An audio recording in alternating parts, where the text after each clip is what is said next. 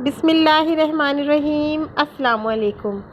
آج کی اس ویڈیو میں آپ کو شداد کے بارے میں مختصر تعارف بتائیں گے اور ساتھ میں یہ بھی بتائیں گے کہ اس نے دنیا میں ہی جنت بنانے کا حکم کیوں دیا۔ شداد قوم عاد کی طاقتور نسل میں سے تھا جو کہ وسیع و عریض سلطنت کا بادشاہ تھا۔ احقاف کے علاقے پر اس کی حکومت تھی۔ قوم عاد پر اللہ تعالیٰ نے بہت سارے انبیاء کرام کو بھیجا، جن میں سے ایک حضرت ہود علیہ السلام تھے۔ جب حضرت ہود علیہ السلام نے اللہ کا حکم شداد کو سنایا تو شداد نے سوال کیا کہ اگر میں نے تمہاری بات مان لی تو مجھے بدلے میں کیا ملے گا؟ حضرت ہود علیہ السلام نے بتایا کہ تم نے اگر اللہ کا حکم مان لیا اور اس کے آگے سجدہ ریز ہو گئے تو بدلے میں تمہیں جنت ملے گی۔ شداد نے سوال کیا کہ جنت کیسی ہوتی ہے؟ حضرت ہود علیہ السلام نے جواب دیا کہ نیک لوگوں کے لیے اللہ تعالیٰ نے جنت بنائی اور برے لوگوں کے لیے دوزخ۔ جنت کے اندر بہت ساری خوبصورت چیزیں ہوں گی، دودھ کی اور شہد کی نہریں بھی ہوں گی۔ تمام تر جنت کی تزئین و آرائش کے بارے میں حضرت ہود علیہ السلام نے شداد کو بتا دیا۔ جب شداد نے یہ سب کچھ سنا تو وہ مسکرایا اور کہنے لگا کہ ایسی جنت تو میں خود بھی بنا سکتا ہوں۔ حضرت ہود علیہ السلام نے اسے بہت سمجھانے کی کوشش کی لیکن وہ نہ مانا اور اس نے اپنے علاقے کے تمام تر کاریگروں کو فوری طور پہ حکم دیا کہ اس طرح کی جنت بنانی شروع کر دی جائے۔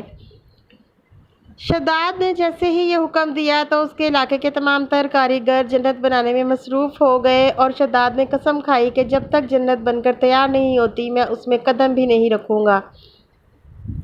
جیسے کہ حضرت ہود علیہ السلام نے اسے جنت کے بارے میں بتایا تھا، اس نے بالکل ویسی ہی جنت تیار کروا لی۔ اس میں دودھ کی اور شہد کی نہریں بھی بنوائی گئیں اور تمام تر جنت کو ہیرے جواہرات سے سجا دیا گیا۔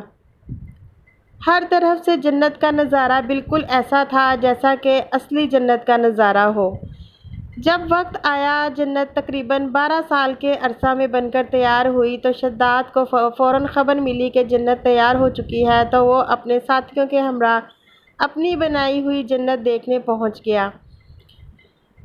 جیسے ہی وہ جنت کے قریب پہنچا تو وہاں پر جنت کے دروازے پر اس کو ملک الموت دکھائی دی اور اس نے فوراً وہاں پر شداد کی روح کو قبض کر لیا۔ شداد بہت رویا، گڑ گڑایا کہ ایک نظر مجھے اپنی جنت کی جھلک کو دیکھنے دیا جائے، لیکن ملک الموت نے کہا کہ اللہ کا حکم ہے، میں ایسا نہیں کر سکتا، تمہیں اجازت نہیں مل سکتی۔